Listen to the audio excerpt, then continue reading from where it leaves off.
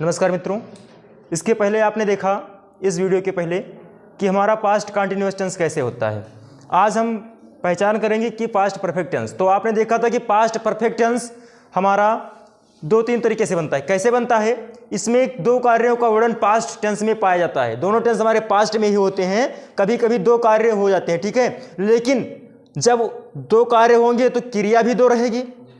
लेकिन जब क्रिया एक ही हो, क्या हो? क्रिया एक ही हो, तब हम कैसे टेंस का अनुवाद करते हैं, चलिए देखते हैं हम। लिखिए, जब क्रिया एक ही हो तो उसका जो रूल है, सबसे पहले लिखिए सब्जेक्ट अफर्मेटिव सेंटेंस में लिखिए,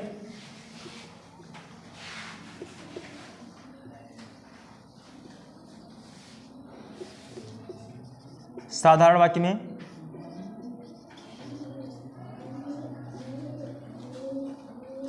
वाक्य में लिखिए अफर्मेट जो है इसका लिखिए पास्ट परफेक्ट टेंस।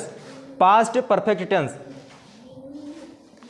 आपका क्या चल रहा है? पास्ट परफेक्ट टेंस चल रहा है। अब इसका रूल जो है, सब्जेक्ट क्या है? सब्जेक्ट, उसके बाद में क्या आता है? हेड आता है। क्या आता है? हेड आता है। उसके बाद में वर्ब की तीसरी अवस्था लगाते हैं। क्या लगाते हैं? हाँ, third form of verb. Third form of verb. उसके बाद लगाते हैं ऑब्जेक्ट। क्या लगाते हैं? ऑब्जेक्ट लगाते हैं। लास्ट में जो भी वर्ड आए हैं उनको लिखते हैं, ठीक है, इट से। अब जैसे देखिए, अगर आ जाए राम घर जा चुका था, क्या आएगा? राम घर जा चुका। जैसे राम घर जा चुका था, सबसे पहले क्या लिखते हैं? सब्जेक्ट। तो सब्जेक्ट हम लिखेंगे, सर्वप्रथम क्या लिखेंगे? सब्जेक्ट लिखेंगे। तो आप लिखिए राम,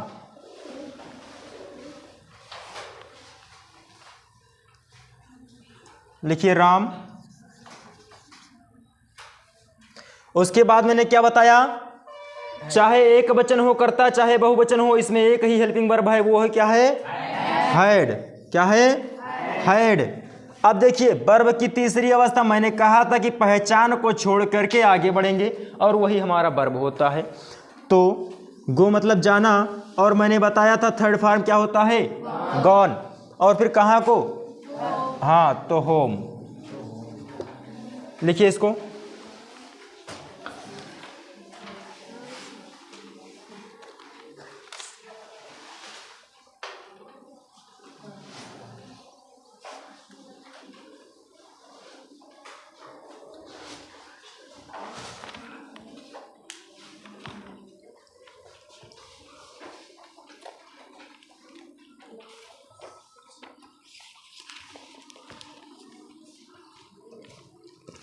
देखिए तुरंत।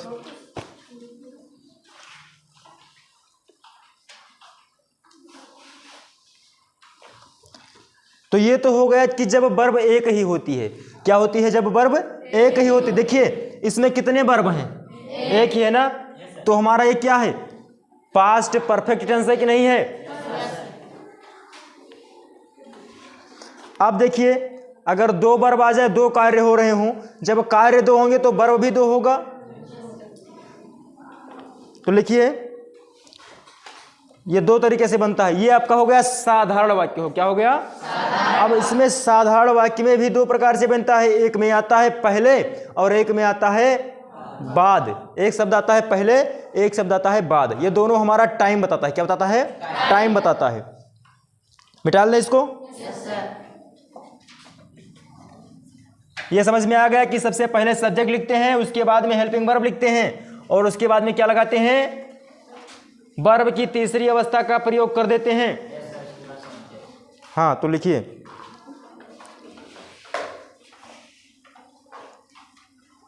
पहला जो आपका नियम है, इसके बाद वाला जो नियम है, लिखिए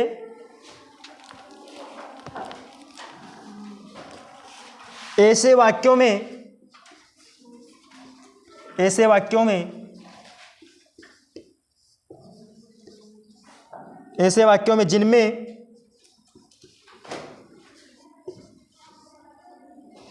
भूतकाल में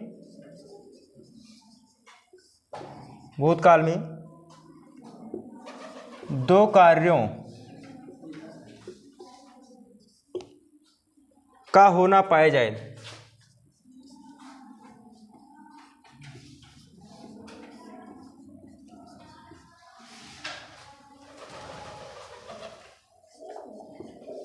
दो कार्यों का होना पाए। ठीक है, अब देखिए ये तो हमारा था सिंपल सेंटेंस। अभी इसके पहले वाला जो था उसमें एक ही वर्ब है। अब इसमें देखिए दो काम हो रहे हैं। कितने काम हो रहे हैं?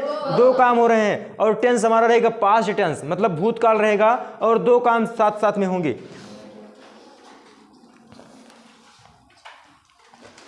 ना पाया जाए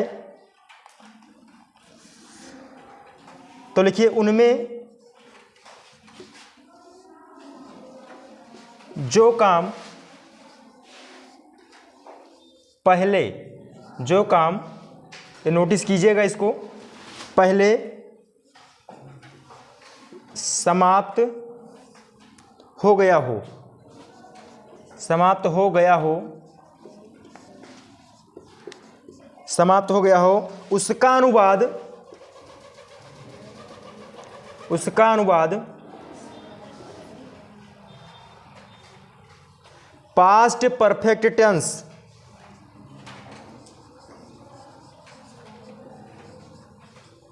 पास्ट परफेक्ट टेंस में किया जाता है।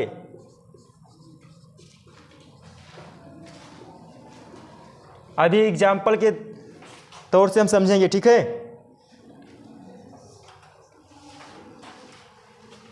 अर्थात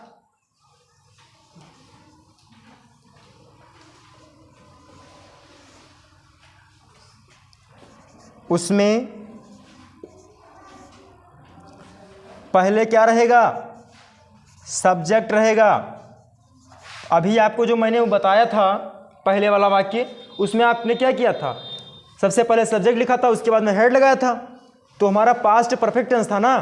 तो बताया कि सबसे पहले वाला वाक्य हमारा पास्ट परफेक्ट टेंस में रहेगा। अब इसको थोड़ा विस्तार से सीख लीजिए कि सबसे पहले हम सब्जेक्ट रखते हैं, उसके बाद में हेड रखते हैं, उसके बाद में वर्ब की तीसरी अवस्था लिख देते हैं। तो लिखिए सबसे पहले सब्जेक्ट, फिर हेड और फिर वर्ब की कौन सी अवस्था लगाते थे? हाँ, तो थर्ड फॉर्म, थर्ड फॉर्म, और उसके बाद प्लस कर्म क्या आता था? हाँ, ऑब्जेक्ट आता था, आता है। अब तो देखिए भैया, ये तो हो गया जब काम पहले समाप्त हुआ हो। जब काम हमारा कब समाप्त हुआ हो? पहले समाप्त हुआ हो। अब देखिए कोई काम पहले समाप्त हो रहा है तो उसी का ही अनुवाद तो करेंगे नहीं। कोई काम बाद में भी तो समाप्त हो सकता है, तो जब काम बाद में समाप्त हो तब क्या करेंगे? तब देखिए रूल जो है, इसका रूल क्या है?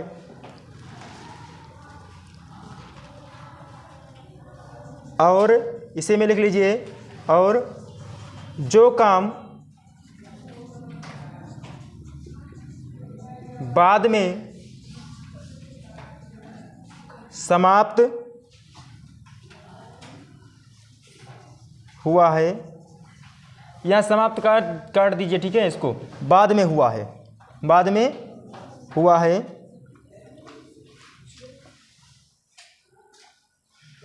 उसका अनुवाद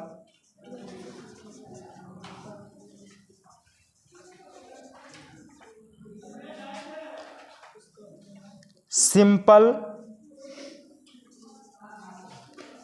पास्ट टेंस में किया जाता है।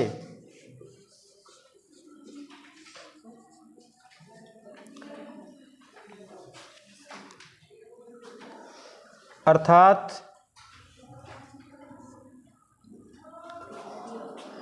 उसमें पहले सब्जेक्ट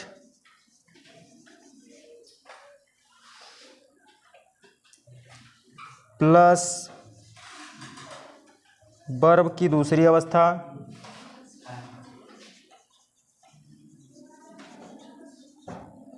प्लस कर्म आता है। जैसे मेरे स्कूल पहुंचने से पहले, मेरे स्कूल पहुंचने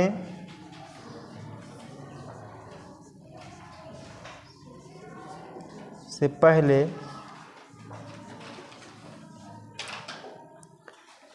वर्षा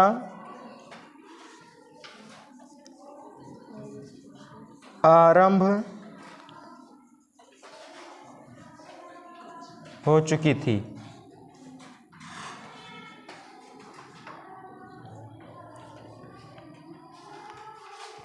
लिख लीजिए इसको।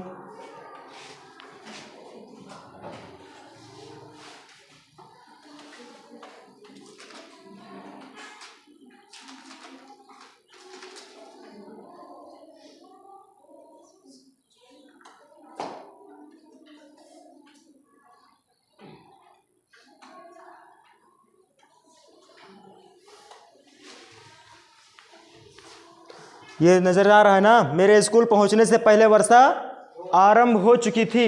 अब देखिए लास्ट में क्या आया है, चुकी थी आया कि नहीं आया। इससे पता चलता है कि आपका पास्ट परफेक्ट टेंस है। कौन सा टेंस है? पास्ट परफेक्ट टेंस है। अब इसका अनुवाद हम कैसे करेंगे? अब आप देखिए इसमें क्या आया है। मैंने बताया है कि दो काम एक साथ होते हैं, दोनों काम एक साथ होते हैं, लेकिन कोई काम पहले होता है, कोई काम बाद में होता है। तो मैंने पहले लिखा है कि ऐसे वाक्यों में जिनमें भूतकाल में दो कार्यों का होना पाए जाए, दो कार्यों का होना पाए जाए, उनमें जो काम पहले समाप्त हो गया हो। अब बताओ आप, पहले कौन सा काम समाप्त हुआ है? पहले क्या हुआ बताओ? पहले आप स्कूल पहुंचे कि वर्षा हुई? पहले वर्षा हुई। तो इसने कहा जब कोई काम पहले समाप्त हुआ हो तो उसका अनुवाद हम क्या करते हैं? पास्ट परफेक्ट टेंस में किया जाता है। आप देखिए मैथ जब आप लगाते हैं, कोई न्यूमेरिकल लगाते हैं, सवाल लगाते हैं, तो इसमें आप दो खंड कहीं कहीं दो खंडों में बांट लेते हैं, विभक्त कर लेते हैं। उसी प्रकार से जहां पर ये पहले शब्द आया है, यहां से हमारा अनुवाद दो प्रकार का हो गया, एक आधा इधर हो गया, आधा इधर हो गया। अब देखिए वर्षा आरंभ हो चुकी थी और मेरे स्कूल पहुंचने से पहले, दो भाग में हो गया कि नहीं हो गया? तो इसमें बताया गया कि जब कोई काम पहले समाप्त हुआ हो तो उसको करते हैं पास्ट परफेक्ट टेंस में, अर्थात subject plus head plus verb की तीसरी अवस्था प्लस कर्म। उसके बाद में जो टाइम रहेगा वो लिख देंगे। और उसके बाद में बताया गया कि जो काम बाद में हुआ हो, जो काम बाद में हुआ हो उसके किसमें करते हैं? सिंपल पास्ट टेंस में, अर्थात आप कह सकते हो पास्ट इंडेफिनिट टेंस में।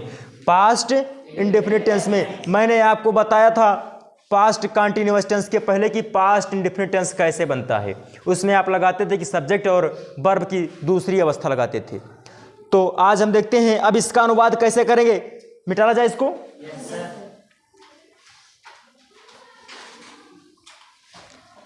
देखिए दोनों वाक्य साथ साथ में आ रहे हैं।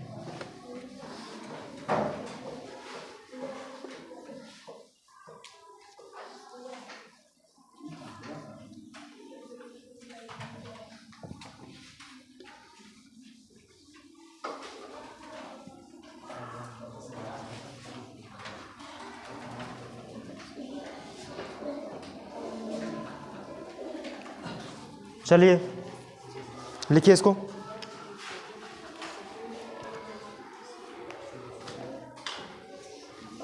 अब बताओ आप, पहले कौन काम हुआ? पहले वर्षा हुई। तो जो काम पहले हुआ हो उसको हम पहले ट्रांसलेट करते हैं, उसको हम पहले ट्रांसलेट करते हैं। मैंने आपको बताया था कि जब कहीं पर ऋतुओं की तुलना, मतलब ऋतुओं के बारे में बताया जाए, मौसम के बारे में बताया जाए, आज गर्मी कल ठंडी, ऐसा वाक्य आता है तो आप उसके पहले क्या करते थे? ईट लगाते थे ना। तो सर्वप्रथम हम क्या करेंगे? ईट लगाएंगे।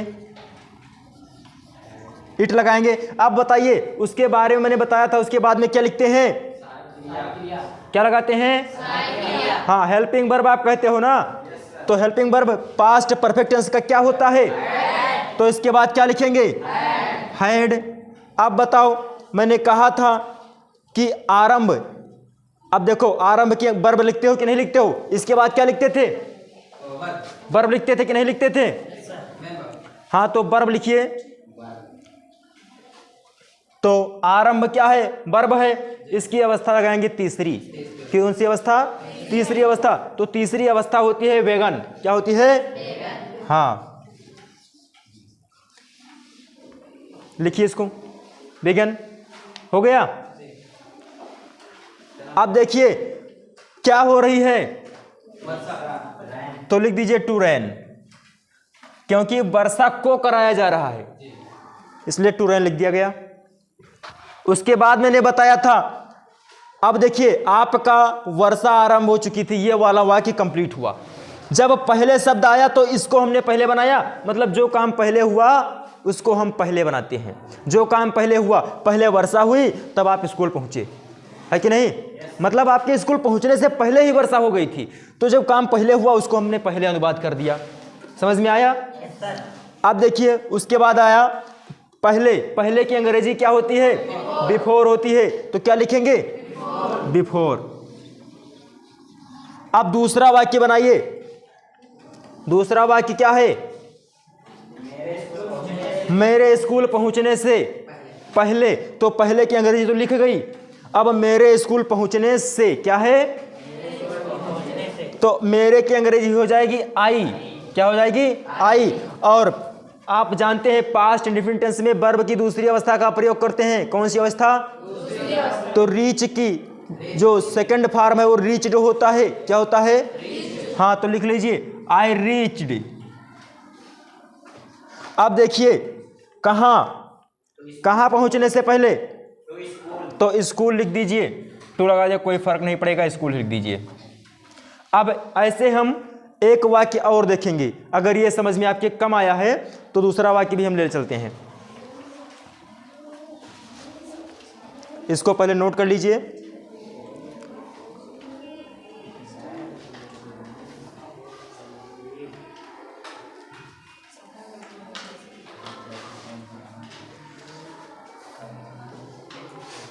अब एक वाक्य हम लेते हैं कि अमन के आने से पहले, अमन के आने से पहले श्याम चला गया था। लिख लीजिए, अमन के आने से पहले, अमन के आने से पहले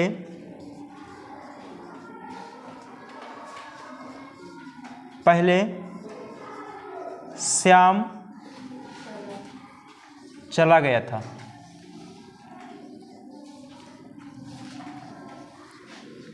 मैंने बताया था कि जो काम पहले हुआ हो उसको पास्ट परफेक्ट टेंस में, और जो काम बाद में हुआ हो उसको पास्ट इंडेफिनिट टेंस में।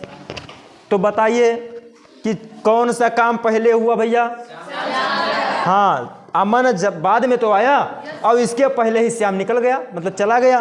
तो आप बताओ, हमने कहा था, अब देखिए ये 1 नंबर, ये 2 नंबर, यहां से इसको बांट लीजिए आधा आधा, पहले और बाद ही शब्द आता है अक्सर, तो यहां से इस वाक्य को 2 भागों में बांटिए और 2 नंबर को पहले लाइए, 2 नंबर को पहले लाइए। तो श्याम चला गया था, क्या बनाओगे, श्याम। अब देखिए चला गया था, आपने देखा कि या था, ये थी आता है हमारा कौन सा टेंस है, तो पास्ट परफेक्ट में आप क्या लगाते थे, सबसे पहले सब्जेक्ट और उसके बाद में हेल्पिंग वर्ब। तो हेल्पिंग वर्ब क्या है, हैड, तो हम क्या लिखेंगे, हैड। अब देखिए चला जाने की अंग्रेजी गो मतलब जाना, और गो का थर्ड फॉर्म गॉन, तो हैड गॉन। अब देखो बन गया, श्याम चला गया था ना, श्याम चला गया था। अब पहले की अंग्रेजी क्या लिखोगे, बिफोर। अब इसके बाद अमन के आने से, अमन के आने से ये वाला बचा। मैंने कहा जो काम बाद में हुआ किसमें बनेगा, पास्ट इंडेफिनिट। तो सबसे पहले क्या लिखोगे, सब्जेक्ट लिखते हैं सबसे पहले अमन। हाँ, अब देखिए कम की जो सेकंड फॉर्म होती है कैम। क्या होती है? कैम।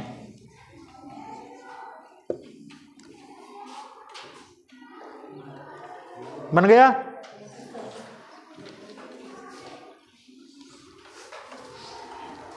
तो ये वाला वाक्य अच्छे प्रकार से समझ में आ गया आपको?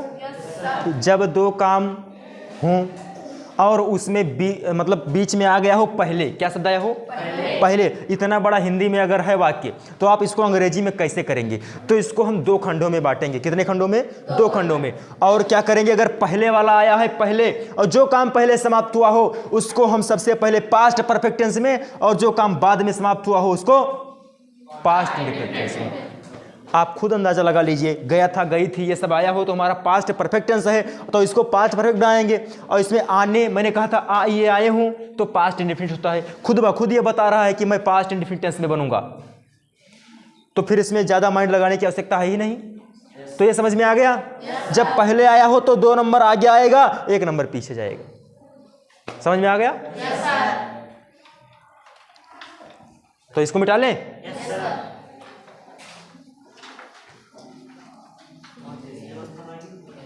हाँ, तीसरी अवस्था लगेगी। परफेक्ट में तीसरी अवस्था और इंडेफिनिट में लगेगा पास्ट, इंडेफिनिट में सेकंड।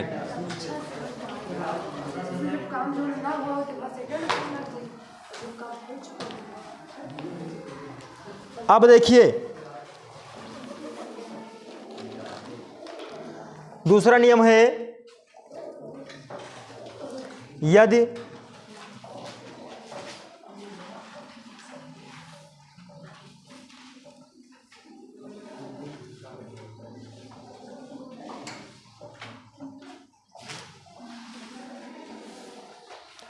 वाक्यों में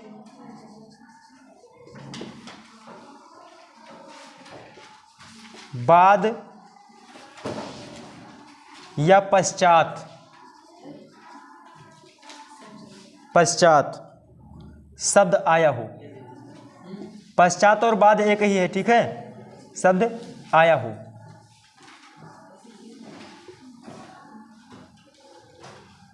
तो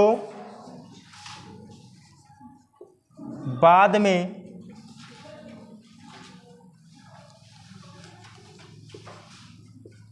समाप्त होने वाला कार्य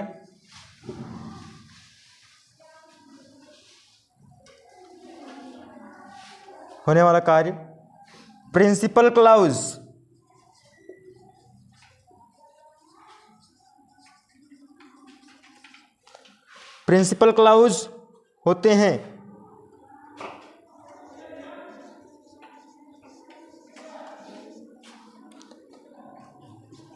और पहले जो समाप्त होता है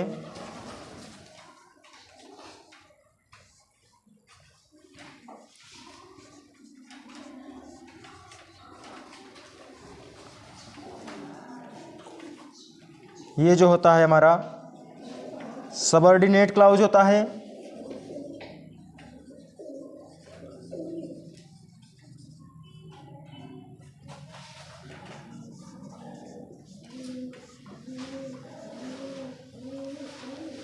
जैसे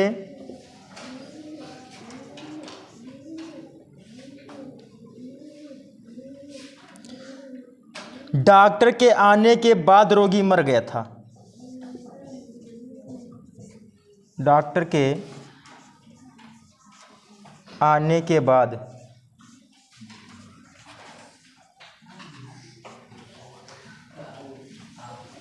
रोगी मर गया था।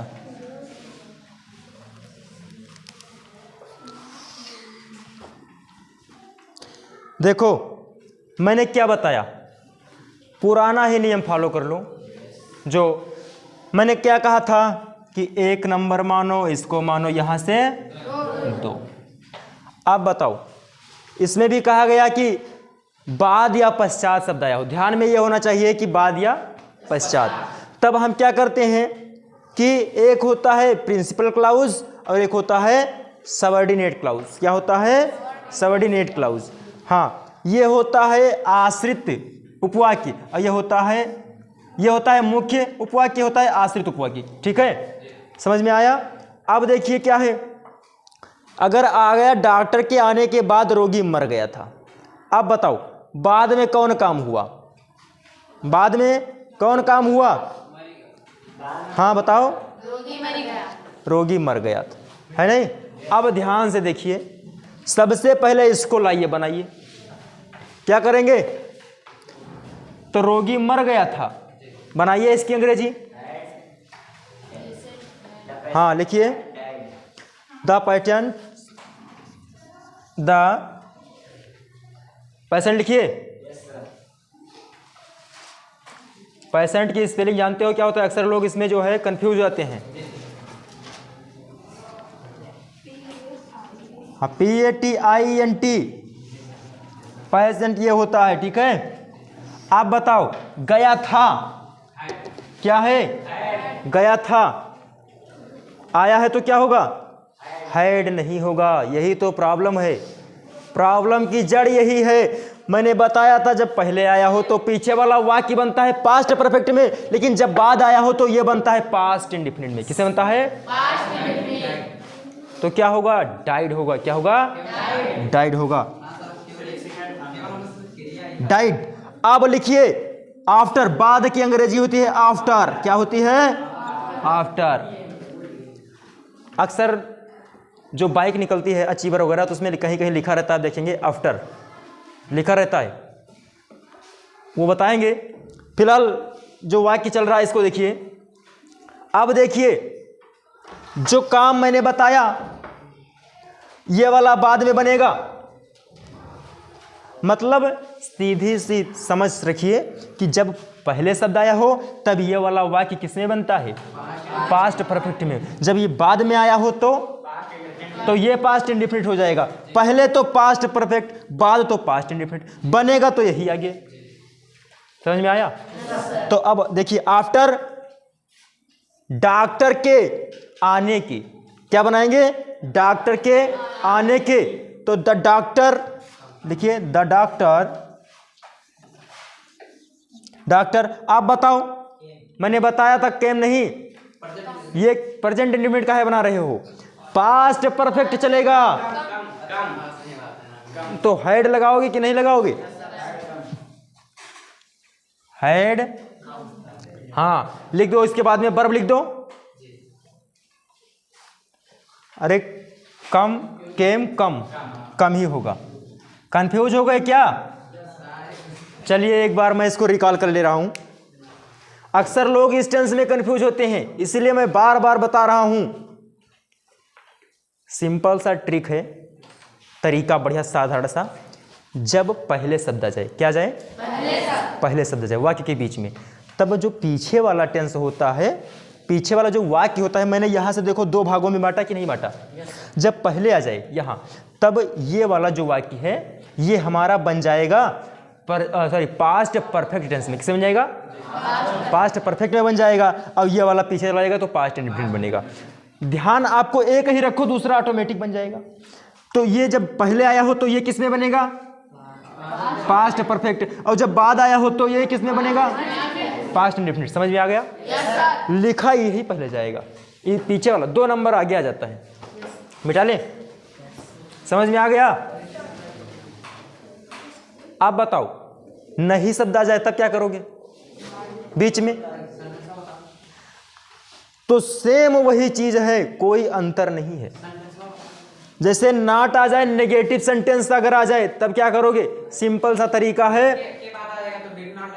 हाँ, तो अगर इसमें आया हो, हाँ, अगर इसमें नहीं आया हो, इसमें अगर नहीं आया हो तब आप डिड नॉट कर देंगे। बाद है तो, अगर पास्ट परफेक्ट है तो हैड नॉट कर देंगे। समझ में आया? हाँ, वही तीसरी सेम कंडीशन रहेगा। अब देखिए इसके बाद इंट्रोगेटिव, इसको, इस वीडियो को मैं स्टार्ट करना चाहता हूं। ठीक है, तो जो तीसरी अवस्था लगाते हैं परफेक्ट में, वो तीसरी अवस्था चाहे नेगेटिव हो और चाहे इंट्रोगेटिव हो लगेगा। अब अगर प्रश्नवाचक वाक्य हो, क्या हो? हाँ प्रश्नवाचक वाक्य हो तो जो पहले वाला नियम था, पूर्वोक्त नियम था, क्या शब्द पहले आने पर और मतलब प्रश्नवाचक शब्द पहले आने पर, प्रश्नवाचक शब्द बीच में आने पर, तो ठीक वही रूल रहेगा। अंतर क्या आता है, जब बाद शब्द रहेगा, जब बाद शब्द रहेगा तब आप डिड को आगे ले जाओगे, ठीक है, और जब बीच में आ जाए पहले और प्रश्नवाचक शब्द अगर बीच में भी आ जाए, हाँ तो हेड ले जाएंगे पहले, हेड को ले जाएंगे पहले। तो और उसके बाद अगर नहीं आ जाए तो किसमें नहीं आया है, इसमें नहीं आया, इसमें नहीं आया है, तो कर्ता के बाद नॉट लगा देते हैं। तो नमस्कार मित्रों, मुझे विश्वास है कि आप हमारा जो है ये वीडियो देख के समझ जाएंगे। अगर कोई प्रॉब्लम होती है तो मैंने अपना मोबाइल नंबर 9956299730 प्रोवाइड कर दिया है, हेल्पलाइन नंबर है, आप तुरंत कॉल करेंगे, ठीक है। तो इमरजेंसी सेवा है 24x7 आवर्स। थैंक यू, शुभ दिन।